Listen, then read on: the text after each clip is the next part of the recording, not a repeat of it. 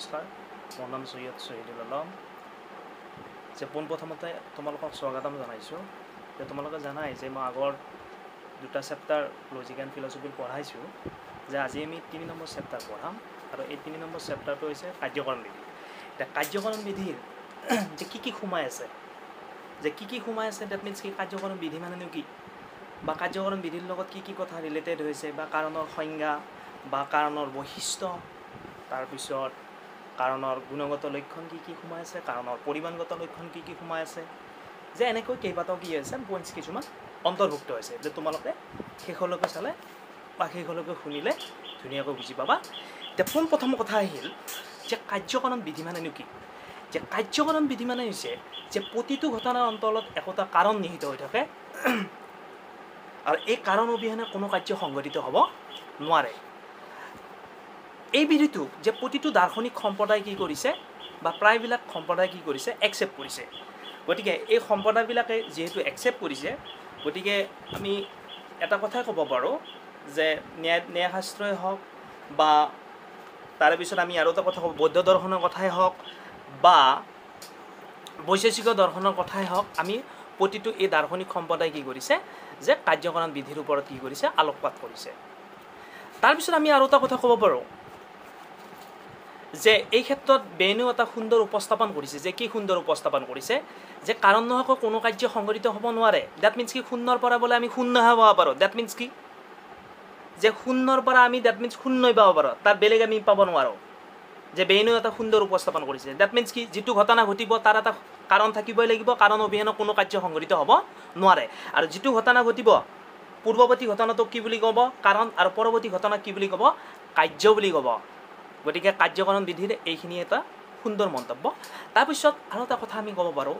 যে কেতিয়াবা আমাৰ এনেকুৱা লাগে যে কোনো এটা ঘটনাৰ ক্ষেত্ৰত যে কাৰণ নাই যেনে লাগে বা প্ৰকৃত কাৰণ নাই যেনে লাগে কিন্তু অলপ দকৈ যদি আমি ভাবি চাওঁ সেই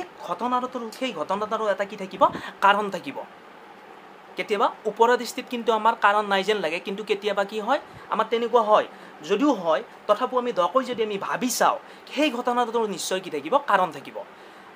কেতিয়াবা তাতে আৰু এটা কথা আছে যে কেতিয়াবা এটা কাৰ্যৰ বিভিন্ন কাৰণ থাকিব পাৰে যাক নাম দিছে উপকাৰণ সেই বিষয়ে আমি পাবলৈ গৈ আছোঁ কিন্তু আমি এটা কথা জানিব লাগিব যে কাৰ্যকৰণ বিধি বুলি কোৱাৰ লগে লগে যে প্ৰতিটো ঘটনাৰ অন্তৰত কি থাকিব একোটা কাৰণ থাকিব কাৰণ নোহোৱাকৈ কোনো কাৰ্য কিন্তু সংঘটিত হ'ব নোৱাৰে গতিকে এই বিশ্বজগতত প্ৰতিটো ঘটনাৰ অন্তৰত একোটা কি থাকে কাৰণ অন্তৰ্ভুক্ত হৈ থাকে তাৰপিছত কথা আহিল কি যে কাৰ্যকৰণ বিধিকনো কিয় আগমন আকৰ্গত ভিত্তি বুলি কোৱা হয় দ্যাট মিন্স এই মন্তব্যখিনি দিছে মিল আৰু বেইনে যে মিল আৰু বেইনে কি কৈছে যে বেইনে কৈছে যে ইত্যাদি তৰ্কশাস্ত্ৰবিদসকলে কি মন্তব্য দিছে যে বিশেষ যিবিলাক দৃষ্টান্ত আছে এই দৃষ্টান্তবিলাকৰ মাজত যদি আমি কি কৰোঁ যে কাৰ্যকৰণ সম্বন্ধৰ নিৰ্ণয় কৰোঁ আৰু নিৰ্ণয়ৰ যোগেদি যদি সামান্য বচন প্ৰতিষ্ঠা কৰোঁ আৰু সামান্য বচন প্ৰতিষ্ঠা কৰাৰ ক্ষেত্ৰত যিবোৰ সূত্ৰ উদ্ভাৱন হয় সেইটোকে কি বুলি কৈছে অপসাৰণৰ সূত্ৰ বুলি কৈছে আৰু এই অপসাৰণৰ সূত্ৰই কি কৰে যে প্ৰকৃত ঘটনাৰ কাৰণ সম্পৰ্কত কি কৰে এটা নিৰ্ণয় কৰে যে প্ৰকৃত ঘটনাত আমি কেনেকৈ উলিয়াব পাৰি সেইটো অপসাৰণৰ সূত্ৰই কি কৰে সহায় কৰে আৰু তাৰ লগত আমি ক'ব পাৰোঁ যে এই অপসাৰণৰ সূত্ৰই কি কৰে যে আমি এইটো কথা ক'ব পাৰোঁ যে অপসাৰণৰ সূত্ৰই যে যিবিলাক লাগতিয়াল বিষয় আছে সেই লাগতিয়াল বিষয়খিনি কি কৰে একচেপ্ট কৰে আৰু অলাগতিয়াল যিবিলাক বিষয় আছে সেইবিলাক কি কৰে ৰিজেক্ট কৰে গতিকে এই অপসাৰণৰ সূত্ৰ যিহেতু যে কাৰ্যকৰণ বিধিৰ ওপৰতে নিৰ্ভৰ কৰিব লাগে আৰু এই কাৰ্যকৰণ বিধিয়ে কি কৰে যে প্ৰকৃত ঘটনা ওলোৱাত কি কৰে সহায় কৰে আৰু সেইকাৰণে কাৰ্যকৰণ বিধি কি বুলি কোৱা হয় আগমনৰ আকৰ্গত ভিত্তি বুলি কোৱা হয় তোমালোকৰ কেতিয়াবা কুৱেশ্যন আহিব পাৰে যে কাৰ্যকৰণ বিধি কিয় আগমনৰ আকৰ্গত ভিত্তি বুলি কোৱা হয় বাছ তাৰপিছত কথা আহিলে আমাৰ যে কাৰণৰ সংজ্ঞা যে এই কাৰণৰ সংজ্ঞা সম্পৰ্কত যে বিভিন্ন তৰ্কবিদে বিভিন্ন মন্তব্য দিছে তাৰে ভিতৰত মিলে মন্তব্য দিছে যে মিলে কি মন্তব্য দিছে ধৰি লওক কোনো এটা ঘটনা যেতিয়া ঘটিব সেইটো নিয়তভাৱে আৰু চৰ্তহীনভাৱে ঘটিব লাগিব দ্যাট মিন্স কি অপৰিৱৰ্তনীয়ভাৱে আৰু চৰ্তনতভাৱে ঘটিব লাগিব আৰু আৰু যেতিয়া ঘটনাটো ঘটিব সেই ঘটনাটোৰ পূৰ্বৱৰ্তী ঘটনা কি বুলি ক'ব কাৰণ বুলি ক'ব আৰু তাৰ পৰৱৰ্তী ঘটনা কি বুলি ক'ব কাৰ্য বুলি ক'ব এইটো হৈছে মিলৰ প্ৰথম সংজ্ঞা আৰু দ্বিতীয় সংজ্ঞাত মিলে কি মন্তব্য দিছে যে কাৰণ হৈছে সদৰ্থক আৰু নৰ্থক উপকাৰণৰ সমষ্টি এতিয়া উপকাৰণ কি আমি পাবলৈ গৈ আছোঁ পিছত কৈ আছোঁ তোমালোকক এতিয়া প্ৰথম কথাটো হ'ল যে মিলে দুটা সংজ্ঞা দিছে যে কোনো এটা ঘটনা যেতিয়া ঘটিব সেইটো ঘটনাটো ঘটাৰ পিছত পূৰ্বৱৰ্তী ঘটনা কি বুলি ক'ব কাৰণ বুলি ক'ব আৰু পৰৱৰ্তী ঘটনা কি বুলি ক'ব কাৰ্য বুলি ক'ব আৰু লগতে কি বুলি মন্তব্য দিছে আৰু দ্বিতীয় সংজ্ঞাত কি কৈছে যে কাৰণ হৈছে সদৰ্থক আৰু নৰ্থক উপকৰণৰ সমষ্টি তাৰপিছত হিউমে মন্তব্য দিছে যে কাৰণ কাৰ্য নিয়ত পূৰ্বৱৰ্তী ঘটনা দ্যাট মিন্স কি কাৰণটো সদায় কাৰ্যৰ আগতে থাকিব লাগিব পূৰ্বৱৰ্তী হ'ব লাগিব কাৰ্যৰ আগত তাৰে পিছত মন্তব্য দিছে বেইনে কৈছে যে কোনো এটা কাৰ্য যেতিয়া সংঘটিত হ'ব বা কোনো এটা ঘটনা যেতিয়া সংঘটিত হ'ব তেতিয়া চৰ্তৰ আৱশ্যক হয় আৰু সেই চৰ্ত বা পৰিস্থিতিকে কি বুলি কৈছে কাৰণ বুলি মন্তব্য দিছে এইটো কাৰ মন্তব্য বেইনৰ মন্তব্য গতিকে তাৰে পিছত কাৰ্ভেট ৰিডে মন্তব্য দিছে যে কাৰ্ভেট ৰিডে কি মন্তব্য দিছে যে গুণগত দিশৰ পৰা মন্তব্য দিছে যে কাৰণ কাৰ্য নিয়ত অব্যৱহৃত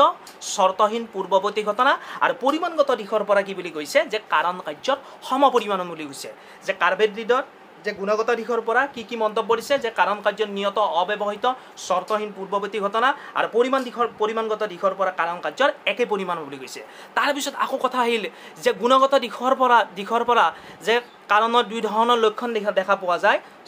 যে কাৰণৰ দুই ধৰণৰ আমি লক্ষণ দেখা পোৱা যায় এটা হৈছে গুণগত লক্ষণ আৰু আনটো হৈছে পৰিমাণগত লক্ষণ এতিয়া গুণগত দিশৰ পৰা যদি আমি মন্তব্য দিওঁ যে গুণগত দিশৰ পৰা যে কাৰণৰ সংজ্ঞাটো যদি আমি ব্যাখ্যা কৰোঁ তেতিয়ালে কিছুমান বৈশিষ্ট্য অটোমেটিক্যালি ওলাই আহে কেনেকুৱা বৈশিষ্ট্য যে কাৰণ আৰু কাৰ্য পৰস্পৰ নিৰ্ভৰশীল দ্যাট মিন্স কি এটাৰ অবিহনে আনটো চলিব নোৱাৰে কাৰণ অবিহনে কাৰ্য আৰু কাৰ্য অবিহনে কাৰণ কিন্তু অস্তিত্ব থাকিব নোৱাৰে বা এটাৰ অবিহনে নিৰৰ্থক বা অৰ্থহীন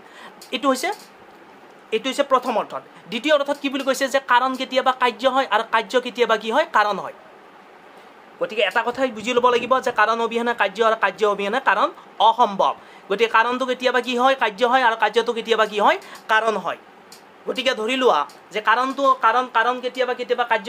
কেতিয়া হয় বা কাৰ্য কেতিয়াবা কাৰণ কেতিয়া হয় ধৰি লোৱা বেছি চেঁচা পানী খাইছা যাৰ বদলতো তোমাৰ কি হ'ল জ্বৰ হ'ল এতিয়া বেছি চেঁচা পানীটো কি হ'ব কাৰণ হ'ব আৰু জ্বৰ হোৱাটো কি হ'ব কাৰ্য হ'ব আকৌ যদি আমি উল্টাকৈ ভাবোঁ যে অতিপাত গৰমৰ কাৰণে তুমি বেছি চেঁচা পানী খালা দ্যাট মিন্স কি এইবাৰ আকৌ কি হ'ব অতিপাত গৰমটো কি হ'ব কাৰণ হ'ব আৰু বেছি চেঁচা পানীটো কি হ'ব কাৰ্য হ'ব দ্যাট মিন্স কি ওপৰৰ উদাহৰণটোত বেছি চেঁচা পানীটো কাৰণ হৈছিল আৰু তলৰ উদাহৰণটোত কি হ'ল কাৰ্য হ'ল দ্যাট মিন্স কি যে কাৰণ কেতিয়াবা কাৰ্য হয় বা কাৰ্য কেতিয়াবা কি হ'ব পাৰে কাৰণ হ'ব পাৰে এইটো হৈছে প্ৰথম বৈশিষ্ট্য দ্বিতীয় বৈশিষ্ট্য কি বুলি কৈছে যে কাৰণ আৰু কাৰ্য দুইটা বিশেষ সময়ত সংঘটিত হোৱা ঘটনা যে কাৰণ আৰু কাৰ্য বিশেষ সময়ত সংঘটিত এইকাৰণে কৈছে যে প্ৰকৃতি ৰাজ্যত বিভিন্ন ধৰণৰ আমি কি দেখা পাওঁ যে পৰিৱৰ্তন দেখা পাওঁ আৰু এই পৰিৱৰ্তন কিহৰ কাৰণে হৈছে যে কাৰ্যকৰণৰ সম্পৰ্কৰ কাৰণে হৈছে যে কাৰ্যকৰণ সম্পৰ্কটো আছে কাৰণে এই প্ৰকৃতিত আমি বিভিন্ন ধৰণৰ কি দেখা পাওঁ যে ঘটনা দেখা পাওঁ বা বিভিন্ন ধৰণৰ পৰিৱৰ্তন দেখা পাওঁ যাৰ বদলতত এনেকুৱা ধৰণৰ ঘটনা সংঘটিত হৈ আছে আৰু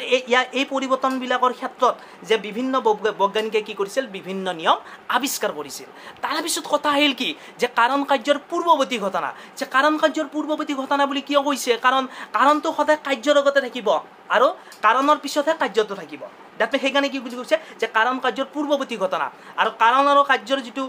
সম্পৰ্ক আছে সেই সম্পৰ্কটো আমি আগৰ পৰাই জানো যে কাৰণটো সদায় কি থাকিব লাগিব আগত থাকিব লাগিব আৰু কাৰ্যটো সদায় কি থাকিব লাগিব পিছত থাকিব লাগিব সেইকাৰণে কি বুলি কৈছে যে কাৰণ আৰু কাৰ্যৰ যিটো সম্বন্ধ সহ অৱস্থিতিৰ সম্বন্ধ নহয় সহ অৱস্থিতি মানে কি একেলগে যিটো প্ৰত্যক্ষ কৰা আমি আগত পাইছোঁ গতিকে সহ অৱস্থিতিৰ সম্বন্ধ কেতিয়া হ'ব নোৱাৰে সেইটো অনুক্ৰমিতাৰহে কি হ'ব লাগিব সম্বন্ধ হ'ব লাগিব অনুক্ৰমিতাৰ সম্বন্ধ মানে কি এটাৰ পিছত আনটো যিটো লক্ষ্য কৰা বুজি পাইছা গতিকে আমি ইয়াত কি বুলি কৈছে ধৰি লোৱা যে লেতেৰা পানী খোৱাৰ কাৰণে মানুহজনৰ জণ্ডিছ হ'ল দ্যাট মিন্স কি এটাৰ পিছত ঘটিছে প্ৰথমে কি কৰিছে যে লেতেৰা পানী খাইছে আৰু লেতেৰা পানী খোৱাৰ ফলত কি হৈছে জণ্ডিছ হৈছে গতিকে আমি লেতেৰা পানীটো কি বুলি ক'ব পাৰোঁ যে কাৰণ বুলি ক'ব পাৰোঁ আৰু জণ্ডিছ হোৱাটো কি বুলি ক'ব পাৰোঁ কাৰ্য বুলি ক'ব পাৰোঁ গতিকে মৰমৰ ছাত্ৰ ছাত্ৰীসকল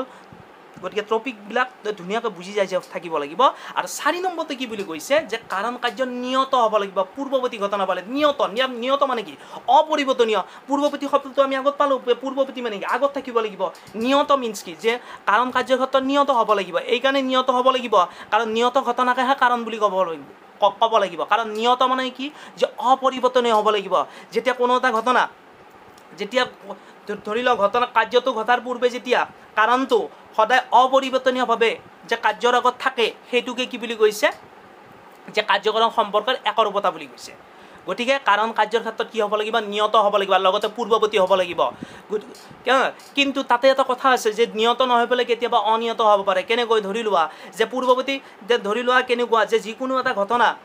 যিকোনো এটা পূৰ্বৱৰ্তী ঘটনাক তাৰ পৰৱৰ্তী ঘটনাক যদি আমি কাৰণ বুলি ধৰি লওঁ তেতিয়া সেইটো কি হ'ব এটা দোষত পৰিণত হ'ব আৰু সেই দোষটোৰ নামেই হৈছে কাকতলীয় দোষ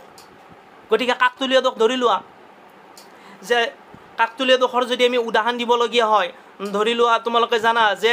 যে আমি ক'ব পাৰোঁ যে বোৱাৰীজনী ঘৰ সোমোৱাৰ লগে লগে শাহুৱেকৰ মৃত্যু হ'ল। যদি এনেকুৱা ধৰণৰ আমি কিছুমান অনুমান কৰোঁ তেতিয়াহ'লে আমাৰ কিছুমান কি হ'ব যে কাকতলীয় দোষৰে কি হ'ব দূষিত হ'ব। গতিকে এনেকুৱা ধৰণৰ কথা আমি ভাবিব নালাগিব। গতিকে কাৰণ আৰু কাৰ্যৰ যিটো সম্পৰ্ক সেই কাৰণ আৰু কাৰ্যৰ সম্পৰ্কটো কি হ'ব লাগিব নিয়ত হ'ব লাগিব। ডেট মিনছ কি অপৰিৱৰ্তনীয় হ'ব লাগে, চেঞ্জিং বোলা বস্তুটো থাকিব নালাগিব। এইটো এটা কথা। তাৰে পিছত কথা হ'ল কি যে নিয়ত পূৰ্বৱৰ্তীৰ লগতে কি হ'ব লাগিব চৰ্তহীন হ'ব লাগিব। চৰ্তহীন ডেট মিনছ কি চৰ্ত নথকা হ'ব লাগিব। এতিয়া চৰ্ত নথকা কেনেকৈ হ'ব যদি আমি ধৰি লওঁ যে অকল নিয়ত পূৰ্বৱৰ্তীৰ কথা ক'লেহে নহ'ব। কাৰণ নিয়ত পূৰ্বৱৰ্তীৰ কথা যদি আমি ধৰি লওঁ ডেট মিনছ কি অপৰিৱৰ্তনীয় আৰু কাৰ্যটো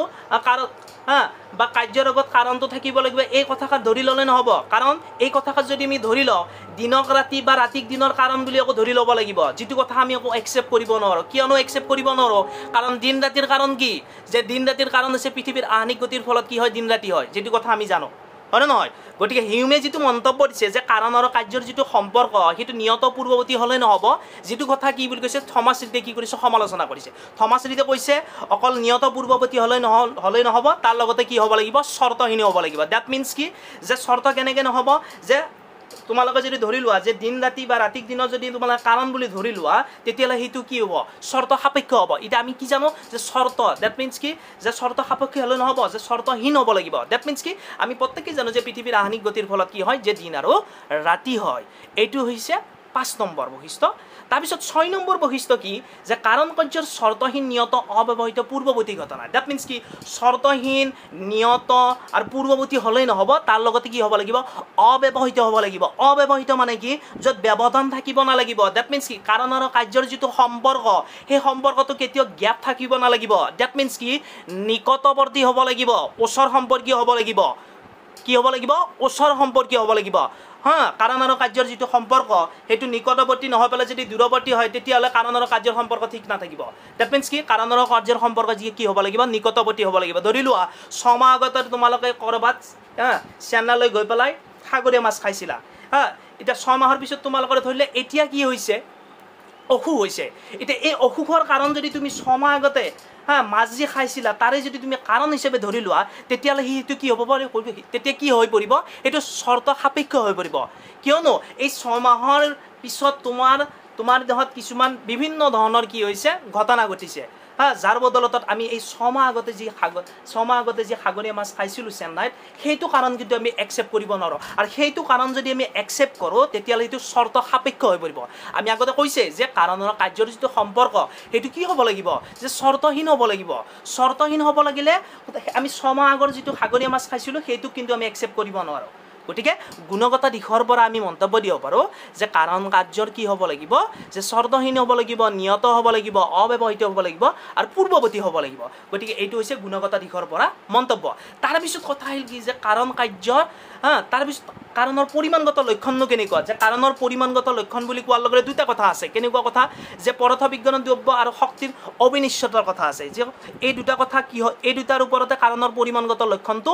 ভিত্তি বা কাৰণৰ পৰিমাণগত লক্ষণটো প্ৰতিষ্ঠিত হয়। এতিয়া দ্ৰব্যৰ অবিনিশ্চয়তা নিয়ম কি প্ৰথম কথা যে দ্ৰব্যৰ অবিনিশ্চয়তা নিয়ম হৈছে যে এই জগতত যিবিলাক বস্তু আছে সেই বস্তুবিলাকৰ পৰিমাণ কেতিয়াও কি নহয় বঢ়া-দুটা নহয়। ধৰি লওক বস্তুৰ পৰিমাণ একে থাকিব কিন্তু এটা বস্তুৰ কি হ'ব পাৰে আকৃতিটো সলনি হ'ব পাৰে। কেনেকৈ সলনি হ'ব পাৰে ধৰি লওক দুভাগ হাইড্ৰজেন আছে এভাগ অক্সিজেন আছে, এই দুইটাক যদি আমি মিশ্ৰণ কৰি দিওঁ বা মিহলাই দিওঁ তাৰ বদল কি হ'ব পানীৰ সৃষ্টি হ'ব। যদিও পানীৰ সৃষ্টি হৈছে তথাপিও এটা কথা আছে যে কি কথা যে হাইড্ৰজেন আৰু অক্সিজেন কিন্তু গেছীয় পদাৰ্থ, কিন্তু মিশ্ৰণ কৰাৰ ফলত কি হ'ল জলীয় পদাৰ্থ হ'ল। কিন্তু যদিও জলীয় পদাৰ্থ হ'ল কিন্তু সিহঁত কিন্তু তাৰ যিটো পৰিমাণ আছে সেই পৰিমাণটো কিন্তু একে থাকিব। এইকাৰণে একে থাকিব কাৰণ হাইড্ৰজেন আৰু অক্সিজেন কি হ'ল গেছীয় পদাৰ্থ আৰু গেছীয় পদাৰ্থৰ পৰা ক'লে পৰিৱৰ্তিত হ'ল যে জুলীয়ালৈ। কিন্তু তাৰ যিটো পৰিমাণ হাইড্ৰজেনৰ যিটো পৰিমাণ বা অক্সিজেনৰ যিটো পৰিমাণ সেইটো পৰিমাণ কিন্তু একে থাকিব। এটা কৈছে যে আকৃতিটোহে চেঞ্জিং হয়। কেনেকৈ চেঞ্জিং হৈছে যে গেছীয়ৰ পৰা ক'লৈ পৰিৱৰ্তিত হৈছে জুলীয়ালৈ। এইটো হৈছে দ্ৰব্যৰ অবিনিশ্চয়তাৰ কথা। তাৰপিছত শক্তিৰ অবিনিশ্চয়তাৰ কথা কি যে শক্তিৰ অবিনিশ্চয়তা একেই কথা যে জগতত শক্তিৰ পৰিমাণটো কিন্তু যে বঢ়া-দুটা নহয়।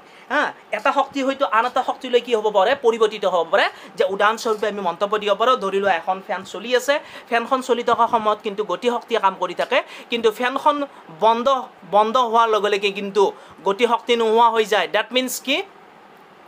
দ্যাট মিনছ কি যে তাপ শক্তিলৈ কি হয় ৰূপান্তৰিত হয় সেইটো কথা মনত ৰাখিবা যেতিয়া আমি ফেনখন বন্ধ কৰি দিওঁ সেইটো তাপ শক্তিলৈ কি হয় ৰূপান্তৰিত হয় তেতিয়া আমি এটা কথাই ক'ব পাৰোঁ যে এটা শক্তি আন এটা শক্তিলৈহে ৰূপান্তৰিত হয় তাৰ যিটো পৰিমাণ আছে সেই পৰিমাণটো কি থাকে একে থাকে গতিকে মৰমৰ ছাত্ৰ ছাত্ৰীসকল যে শক্তিৰ যিটো অবিনশ্বতা আৰু দ্ৰব্যৰ অবিনশ্বতা আছে এটা কথা আমি ক'ব পাৰোঁ যে শক্তিৰ অবিনশ্বতাৰ ক্ষেত্ৰতোহে একে যে তাৰ যিটো পৰিমাণটো কিন্তু একে থাকে কিন্তু শক্তিটো কি হয় চেঞ্জিং হয় দ্ৰব্যৰ অবিনশ্বতাটো সেই একে কথা যে পৰিমাণটো কিন্তু একে থাকে কিন্তু জাষ্ট কি হয় যে আকৃতিটো কি হয় সলনি হয় গতিকে মৰমৰ ছাত্ৰ ছাত্ৰীসকল যে এই কথাখিনি গুৰুত্ব সহকাৰে ল'বা তাৰপিছত আমাৰ কথা আহিল কি যে কাৰণ আৰু উপকৰণৰ কথা যে কাৰণ আৰু উপকৰণৰ কথা আমি জানো যে কাৰণ আমি আগত ক'লোঁ যে কাৰণ কাৰ্যৰ ক্ষেত্ৰত কি হ'ব লাগিব চৰ্তহীন হ'ব লাগিব নিয়ত হ'ব লাগিব পূৰ্বৱৰ্তী হ'ব লাগিব অব্যৱহৃত হ'ব লাগিব তেতিয়া তাক কি বুলি ক'ব পৰা যাব কাৰণ বুলি ক'ব পৰা যাব আৰু এই উপকৰণনো কি বস্তু আমি আহি এইটো পইণ্ট পাই গ'লোঁ যে উপকৰণ হৈছে কাৰণৰ অপৰিহাৰ্যতা অংশক কি বুলি কয় উপকৰণ বুলি কয় ধৰি লোৱা যে ছাদত এজন মিস্ত্ৰীয়ে কি কৰি আছে কাম কৰি আছে হঠাৎ তেওঁ মিস্ত্ৰীজন কি হ'ল যে পৰি গ'ল তলত যাৰ বদলতত কি হ'ল মৃত্যু হ'ল কিন্তু এতিয়া মৃত্যুৰ কাৰণ আমি চিধা আমি কি বুলি ক'ম যে তল ওপৰৰ পৰা পৰিছে যাৰ বদলতত কি হৈছে মিস্ত্ৰীজনৰ কি হৈছে মৃত্যু হৈছে কিন্তু আমি সেইটো কথা ক'ব নোৱাৰোঁ কাৰণ মিস্ত্ৰীজনৰ মৃত্যুৰ কাৰণ বিভিন্ন হ'ব পাৰে ধৰি লোৱা ছাদখনৰ যদি উচ্চতা কম হ'লহেঁতেন বা লগে লগে যদি কাৰোবাৰ সহায় পালেহেঁতেন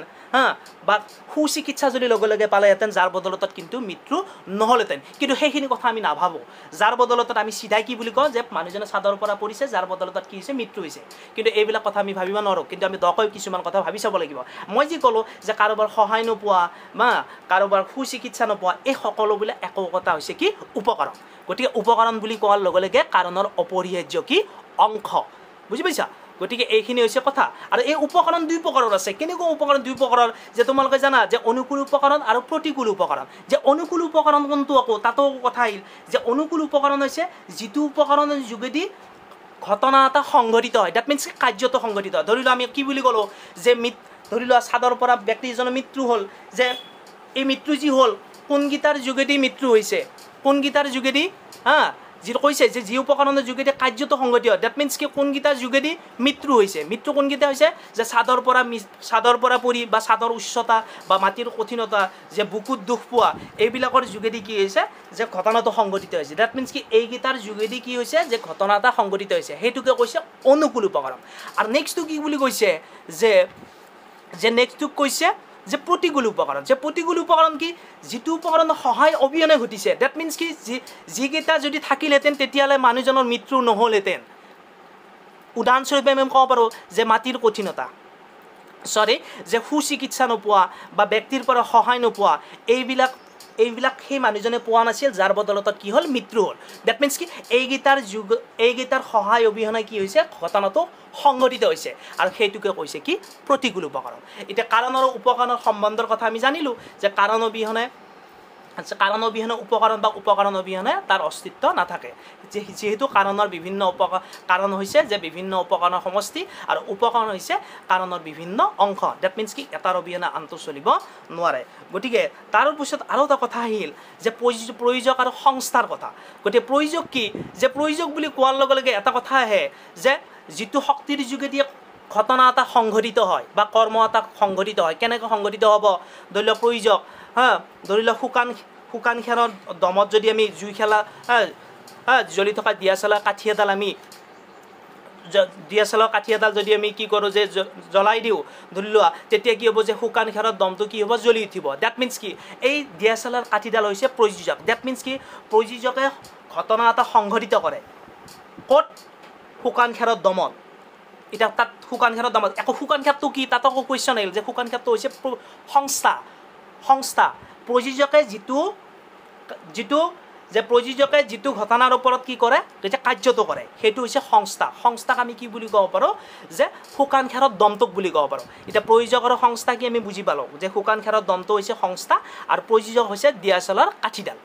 তাৰপিছত কথা আহিল কি আমাৰ যে সক্ৰিয় আৰু নিষ্ক্ৰিয় উপকৰণৰ কথা যে সক্ৰিয় আৰু নিষ্ক্ৰিয় উপকৰণ কি যে সক্ৰিয় একে কথা যে ডিএছএলৰ কাঠিডালক আমি সক্ৰিয় উপকৰণ বুলি ক'ব পাৰোঁ যে কৰ্তা যেতিয়া কৰ্মৰ ওপৰত ক্ৰিয়া কৰিব কৰ্তা কোন কৰ্তা হৈছে আমি যে কৰ্তা যেতিয়া কৰ্মৰ ওপৰত ক্ৰিয়া কৰিব কাৰ ওপৰত ক্ৰিয়া কৰিছে যে শুকান খেৰৰ দমৰ ওপৰত দ্যাট মিনছ কি কৰ্তা কৰ্মৰ ওপৰত যেতিয়া ক্ৰিয়া কৰিব সেইটো হৈছে সক্ৰিয় উপকৰণ হয় নহয় এতিয়া DSLR কাঠিডাল কি হ'ব সক্ৰিয় উপকৰণ আৰু নিষ্ক্ৰিয় উপকৰণ কোনটো হ'ব যে খেৰৰ দমটো দ্যাট মিন্স কি যে শুকান খেৰৰ দমটো হৈছে নিষ্ক্ৰিয় উপকৰণ আৰু DSLR কাঠিডাল হৈছে সক্ৰিয় উপকৰণ দ্যাট মিন্স কি এইটোৰ পৰা আমি এনেকুৱা লাগে যেন দুইটাৰ মাজত কিবা পাৰ্থক্য আছে কিন্তু বৈজ্ঞানিক দৃষ্টিভংগীৰ পৰা কিন্তু কোনো একো পাৰ্থক্য নাই কাৰণ যে শক্তিৰ অবিনশ্বতাৰ সূত্ৰ অনুসৰি যদিও আমাৰ সাধাৰণ দৃষ্টিত এনেকুৱা লাগিব যে সক্ৰিয় উপকৰণটোৰহে কিছুমান ভূমিকা আছে বা DSLR কাঠিডালৰহে কিছুমান ভূমিকা আছে কিন্তু এইটো কথা আমি ক'ব নোৱাৰোঁ এইকাৰণে ক'ব নোৱাৰোঁ যে শুকান ক্ষেত্ৰৰো কি আছে যে DSLR কাঠিডালৰ লগতে যে শুকান ক্ষেত্ৰৰো কি আছে ভূমিকা আছে কাৰণ শুকান ক্ষেত্ৰ যদি নাথাকিলে তেতিয়াহ'লে আমি DSLR কাঠিডাল আমি জ্বলাৰ বদলতো আমি জুই জ্বলি নুঠিলে দ্যাট মিন্স কি যে DSLR কাঠিডাল যেনেকৈ কি আছে ভূমিকা আছে শুকান ক্ষেত্ৰৰো কি আছে ভূমিকা আছে গতিকে এই ক্ষেত্ৰত মিলে কি বুলি কৈছে যে মিলে কৈছে যে সক্ৰিয় আৰু নিষ্ক্ৰিয় উপকৰণ যিটো পাৰ্থক্যৰ কথা কৈছে এইটো শব্দৰ দিশৰ পৰাহে মন্তব্য দিছে কিন্তু মিলে কি বুলি কৈছে যে নিষ্ক্ৰিয় উপকৰণটোকে কি বুলি কৈছে সক্ৰিয় উপকৰণ বুলি মন্তব্য দিছে গতিকে মৰমৰ ছাত্ৰ ছাত্ৰীসকল যে ধুনীয়াকৈ আমি কি যাই যাব লাগিব বুজি যাই থাকিব লাগিব তাৰপিছত আমাৰ কথা আহিল কি যে কাৰণ সমন্বয় আৰু কাৰ্য সংমিশ্ৰণৰ কথা যে কাৰণ সমন্বয় কি যে কাৰণ সমন্বয় হৈছে যে কাৰণ অবিহনে যে যেতিয়া কি হ'ব যে একাধিক কাৰণ সংযোজিত হৈ পেলাই একেলগে যেতিয়া ক্ৰিয়া কৰিব তেতিয়া জটিল কাৰ্য এটা সম্পাদন কৰিব ধৰি লোৱা কেইবাটা কাৰণ লগ লাগি পেলাই যেতিয়া আমি জটিল কাৰ্য এটা সম্পাদন কৰিম সেইটো হৈছে কাৰণ সমন্বয় আমি উদাহৰণস্বৰূপে আমি দিব পাৰোঁ ধৰি লোৱা পানী চেনি চাহপাত এইবিলাকৰ সমন্বয়ত কি হৈছে যে চাহ প্ৰস্তুত কৰিব পাৰি যদি পানীও লাগে আমাক চাহপাতো লাগে চেনিও লাগে গাখীৰো লাগে যে এইবিলাকৰ সমন্বয়ত আমাৰ কি হয় যে চাহ সৃষ্টি হয় পানী চেনি তাৰপিছত চাহপাত গাখীৰ এইবিলাকৰ সমন্বয়ত কি হয় যে চাহ প্ৰস্তুত হয় দ্যাট মিন্স কি যে কেইবাটাও কাৰণ লগ লাগি পেলাই যেতিয়া আমি জটিল কাৰ্য এটা সম্পাদন কৰিম সেইটো হৈছে কাৰণ সমন্বয় তাৰপিছত আমাৰ আহিল কি কাৰ্য সংমিশ্ৰণ কাৰ্য সংমিশ্ৰণ কেনেকুৱা যে সংযোজিত কাৰণ দ্বাৰা উৎপাদিত দ্যাট মিন্স কি কেইবাটাও কাৰণ লগ লাগি পেলাই যেতিয়া আমি বিভিন্ন কাৰ্যৰ মিশ্ৰণটোক আমি কি বুলি ক'ম কাৰ্য সংমিশ্ৰণ ধৰি লোৱা যে ফুটবল খেল এখনত যে মেচত জয়ী হ'ব যদি লগা হয় তেতিয়াহ'লে এজন খেলুৱৈৰ কিন্তু দৰকাৰ নহয় যে বিভিন্ন খেলুৱৈৰ প্ৰচেষ্টাতহে যে ফুটবল খেল এখনত দৰকাৰ হয় তেতিয়া আমি মেচত জিকিব পাৰোঁ কিন্তু আমি সাধাৰণ দৃষ্টিত আমি কি বুলি কওঁ যে যিজনে গ'ল দিয়ে সেইজনকে কি বুলি কওঁ আমি হিৰো বুলি কৈ দিওঁ কিন্তু সেইটো নহয় যে বিভিন্ন কাৰ্যৰ বা বিভিন্ন খেলুৱৈকেইজনৰ প্ৰচেষ্টাতহে খেলখনত কি হয়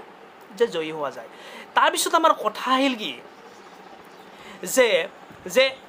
এই কাৰ্য সংমিশ্ৰণৰ কেইটামান কি আছে যে প্ৰকাৰ আছে যে কেনেকুৱা প্ৰকাৰ যে সমজাতীয় কাৰ্য সংমিশ্ৰণ আৰু বিজাতীয় কাৰ্য সংমিশ্ৰণ যে সমজাতীয় কি যে সমজাতীয় কি বুলি কৈছে যে দুই বা ততোধিক কেইবাটাও কাৰণ লগ লাগি পেলাই যেতিয়া আমি এটা আমি ক্ৰিয়া কৰিম আৰু ক্ৰিয়া কৰি পেলাই এটা একেজাতীয় কাৰ্যৰ কি কৰিম যে সৃষ্টি কৰিম তেতিয়া সেইটো হৈছে সমজাতীয় কাৰ্য সংমিশ্ৰণ ধৰি লোৱা কেনেকৈ আমি ক্ৰিয়া কৰিম ধৰি লোৱা যে ক্ৰিয়া কেনেকৈ কৰিম এটা কথাত ধৰি লোৱা তিনিটা কি আছে যে তিনিটা চাকি আছে ধৰি লোৱা এই তিনিটা চাকিৰ দ্বাৰা যিটো আমি পোহৰ পাম সেইটো একে ধৰণৰে হ'ব তিনিটা চাকিৰ পৰা আমি একে ধৰণৰে কি আমি পোহৰ পাম সেইটো হৈছে সমজাতীয় কাৰ্য সংমিশ্ৰণ এতিয়া বিজাতীয় কাৰ্য সংমিশ্ৰণ কি যে বিজাতীয় হৈছে ধৰি লোৱা বিজাতীয় হৈছে যেতিয়া আমি বেলেগ বেলেগকৈ আমি কাৰ্যটো আমি সম্পাদন কৰিম কেনেকৈ বেলেগ বেলেগকৈ ধৰি লোৱা যে মিশ্ৰ কাৰ্যটো যেতিয়া কাৰণ প্ৰত্যেকটা উপাদানৰ কাৰ্যৰ লগত একেই নহয় দ্যাট মিন্স কি সমজাতীয় নহয় তেতিয়া মিশ্ৰ কাৰ্যটো বিজাতীয় হ'ব কেনেকৈ বিজাতীয় হ'ব ধৰি লোৱা দুভাগ হাইড্ৰজেন আৰু এভাগ অক্সিজেন মিহলাৰ ফলত কি হয় পানী সৃষ্টি হয় কিন্তু তাতে এটা কথা আছে কেনেকুৱা কথা যে অক্সিজেন আৰু হাইড্ৰজেন যি গেছীয় পদাৰ্থ কিন্তু তাৰ পৰা আমি কি পালোঁ জুলীয় পদাৰ্থ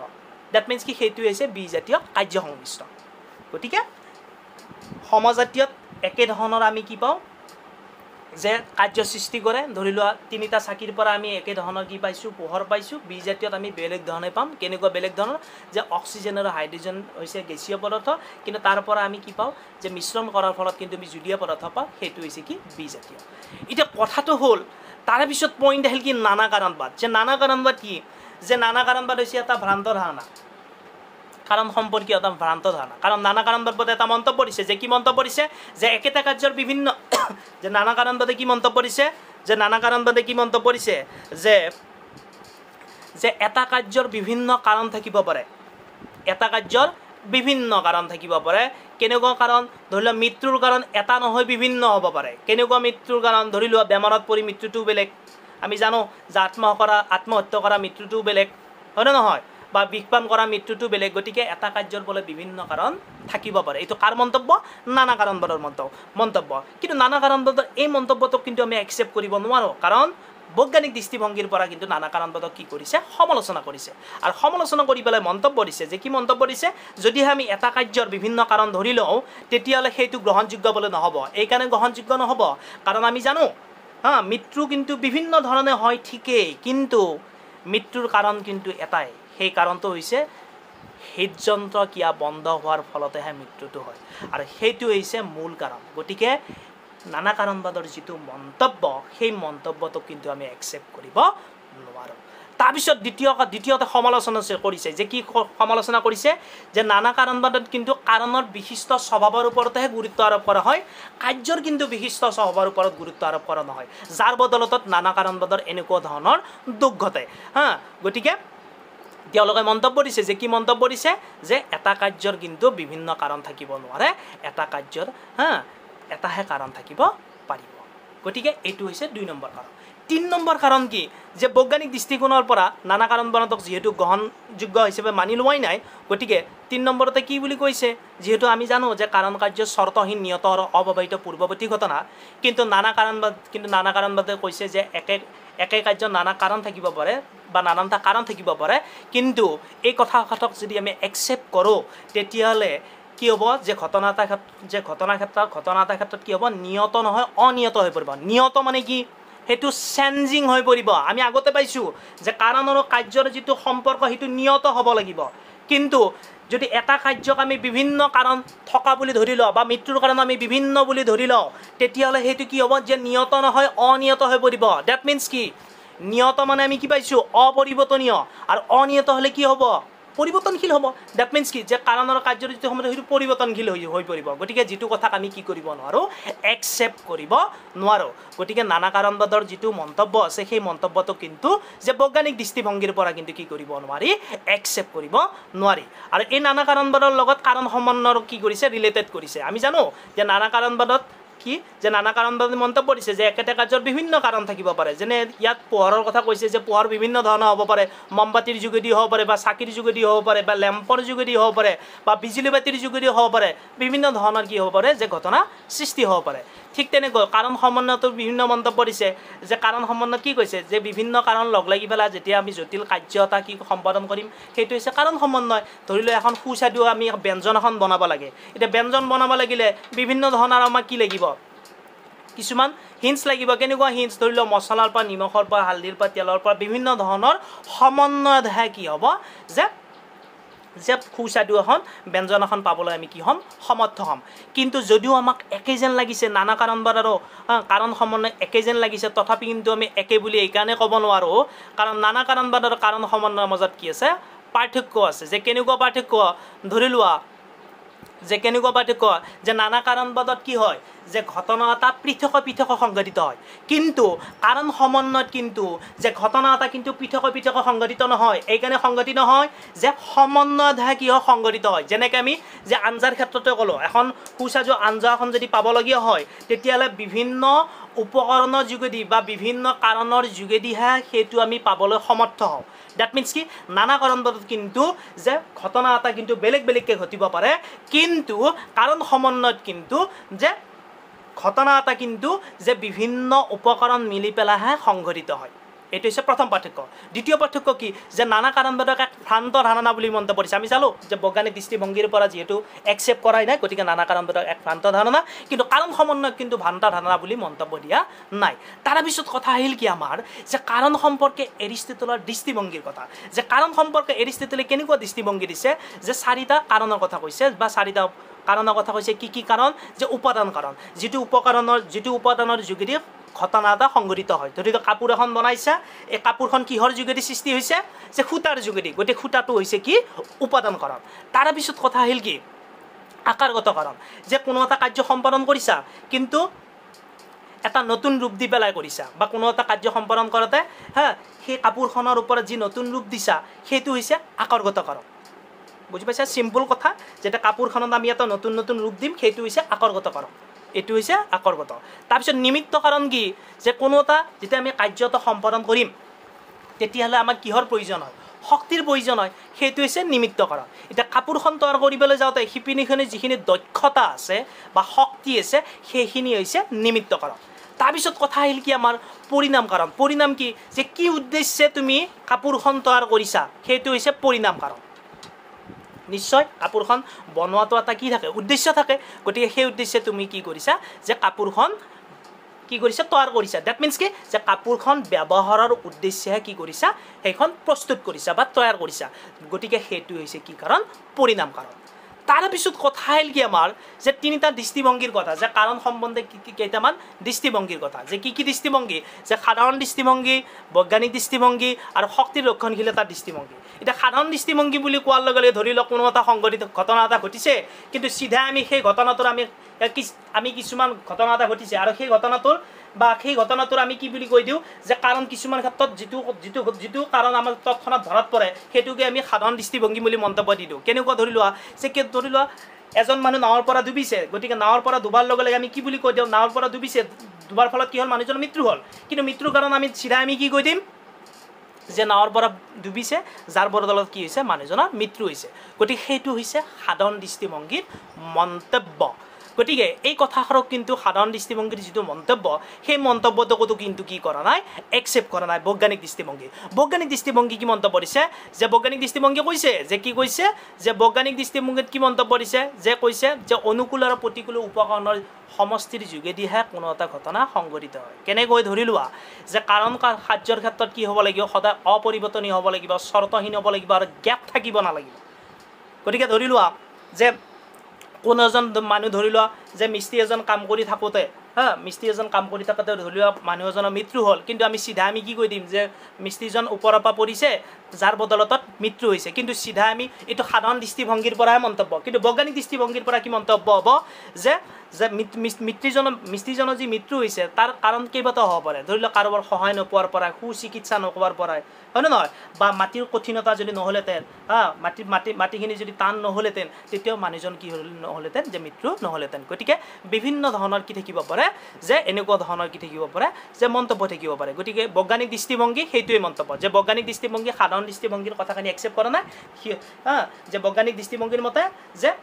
আমি যিটো ঘটনা আমাৰ তৎক্ষণাত চকুত পৰা দিয়ে কাৰণ হিচাপে সেইটো কিন্তু আমি একচেপ্ট কৰিব নোৱাৰোঁ, তাৰ লগতে বিভিন্ন উপকৰণ কিছুমান জড়িত হৈ থাকে যাৰ বদলতত ঘটনাটো সংঘটিত হ'বলৈ পায়। তাৰে পিছত কথা আহিল কি শক্তিৰ ৰক্ষণশীলতাৰ দৃষ্টিভংগী। যে শক্তিৰ ৰক্ষণশীলতাৰ দৃষ্টিভংগী আমি আগতে পাইছোঁ যে